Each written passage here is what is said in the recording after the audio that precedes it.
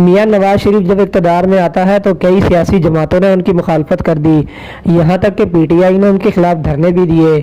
جب عمران خان اقتدار میں آیا تو سیاسی جماعتوں نے ان کی بھی مخالفت کر دی اور ان کے خلاف بھی دھرنے دیے۔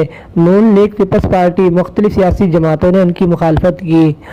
سیاسی جماعتوں کا ایک دوسرے کی مخالفت سے تو پیٹ بھرا نہیں، اقتدار کی خاطر پاکستان آرمی کے پر بھی الزامات لگانا شروع کر دیے۔ کئی سیاسی جماعتوں کے قائدین میڈیا پر یہ بیان دیتے ہوئے نظر آئے کہ 80% بجٹ پاک فوج کھاتی ہے اور 20% پاکستانی حکومت کو ملتا ہے، جبکہ پاک آرمی نے اس ملک کے اپنی جان ہتھیلی پر رکھ کر اس ملک کا دفاع کیا۔ جو اپنی جان ہتھیلی پر رکھ کر جو آرمی اس ملک کا دفاع کر سکتی ہے، وہ 80% بجٹ کھا کر اس ملک کو کیسے کھڈے میں دھکیل سکتی ہے؟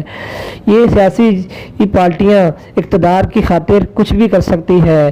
جو آج مریم نواز، اگر عمران خان اگر آج وزیر اعظم ہے تو اس کی مخالفت کر رہے ہیں، کل کو اگر مریم نواز بھی وزیر اعظم بن گئی تو وہی بلاول بھٹو مریم نواز کے خلاف کھڑا ہوگا۔ اگر بلاول زرداری وزیر اعظم بن گیا تو وہی مریم نواز کا اتحاد بلاول بھٹو کی مخالفت میں ہوگا۔